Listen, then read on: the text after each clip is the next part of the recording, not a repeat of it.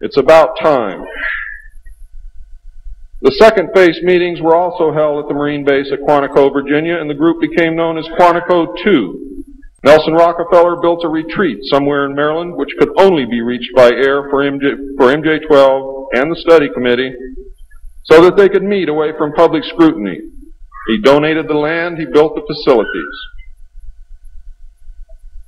Say hello for me, Phil.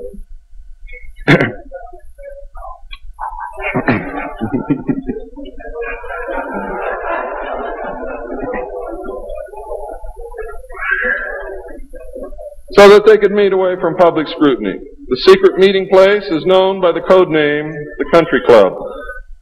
Complete living, eating, recreation, library, and meeting facilities exist at the location.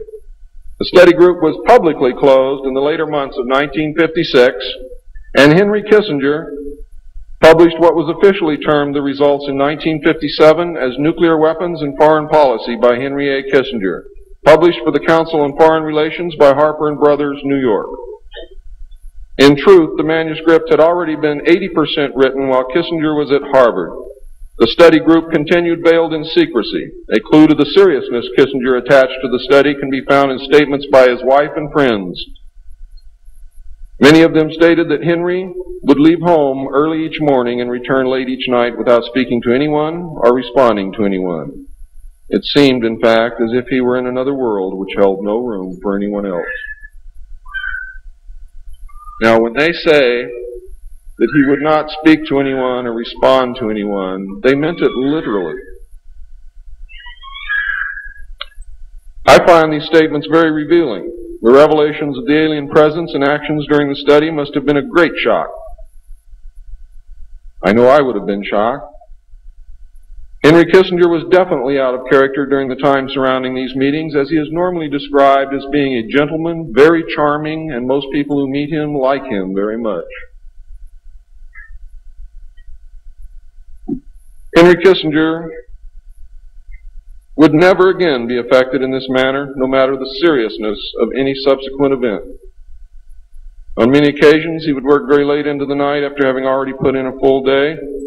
Coupled with his not speaking, this behavior eventually led to his divorce. A major finding of the alien study was that the public could not be told, as it was believed that this would most certainly lead to economic collapse, collapse of the religious structure, and national panic, which would lead into anarchy.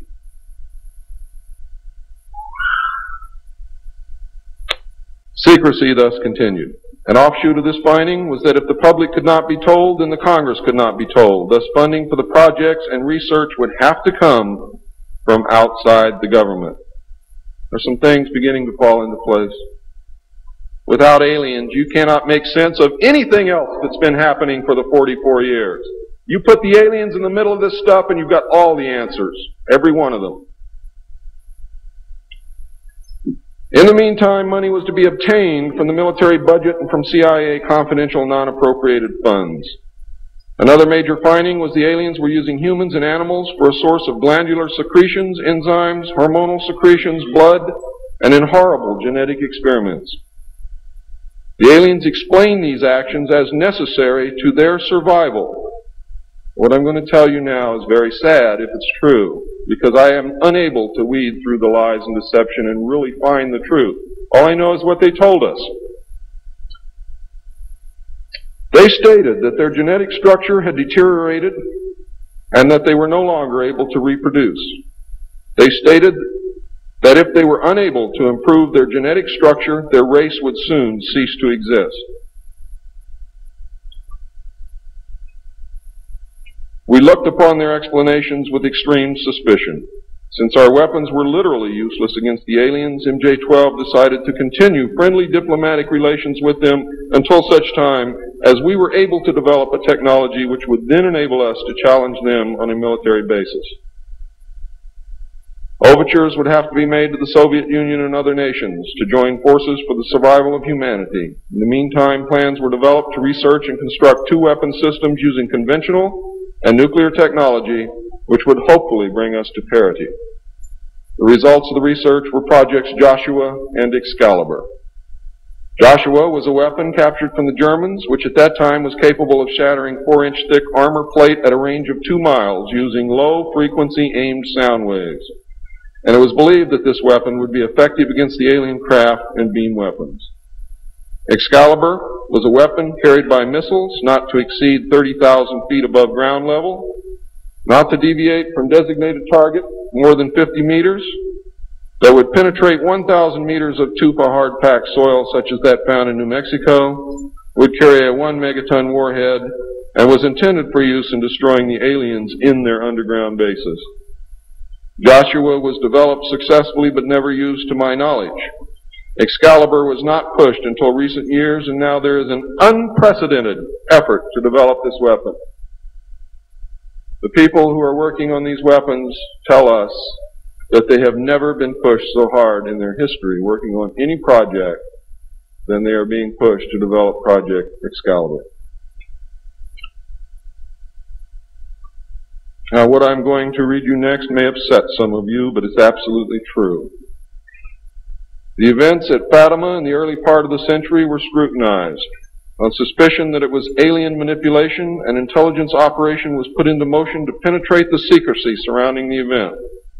The United States utilized its Vatican moles that had been recruited and nurtured during World War II, and soon obtained the entire Vatican study, which included the prophecy.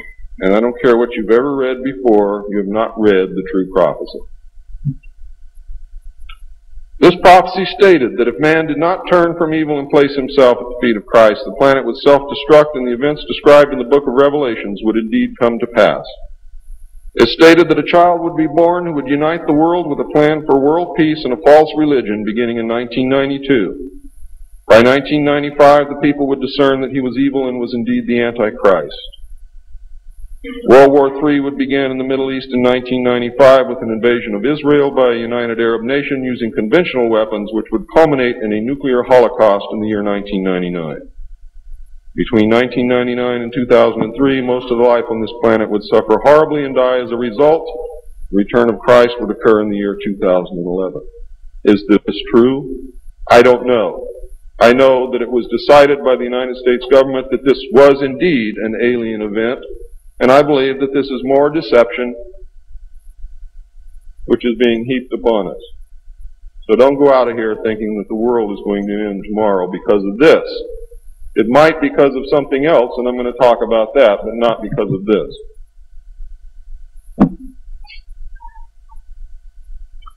When the aliens were confronted with this finding, they confirmed that it was true. The aliens explained that they had created us through hybridization and had manipulated the human race through religion, Satanism, witchcraft, magic, the occult, secret societies, etc. They further explained that they were capable of time travel and the events would indeed come to pass. Later exploitation of alien technology by the United States and the Soviet Union utilizing time travel confirmed that indeed something bad was going to happen.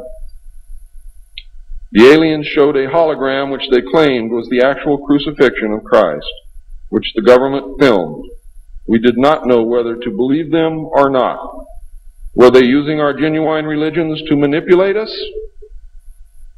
Or were they indeed the source of our religions, with which they had been manipulating us all along? Or was this the beginning scenario of the genuine end times and the return of Christ, which had been predicted in the Bible? No one knew the answer. And I don't know the answer either. A symposium was held in 1957, which was attended by some of the great scientific minds then living. It was held in Huntsville, Alabama.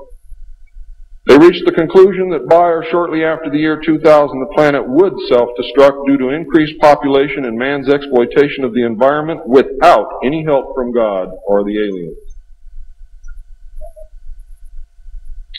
By secret executive order of President Eisenhower, the Jason scholars were ordered to study this scenario and make recommendations from their findings. This was done. The Jason Society confirmed the finding of the scientists and made 3 recommendations called Alternatives 1, 2, and 3. Alternative 1 was to use nuclear devices to blast holes in the stratosphere from which the heat and pollution could escape into space. I'll buy heat, but I'll never buy pollution.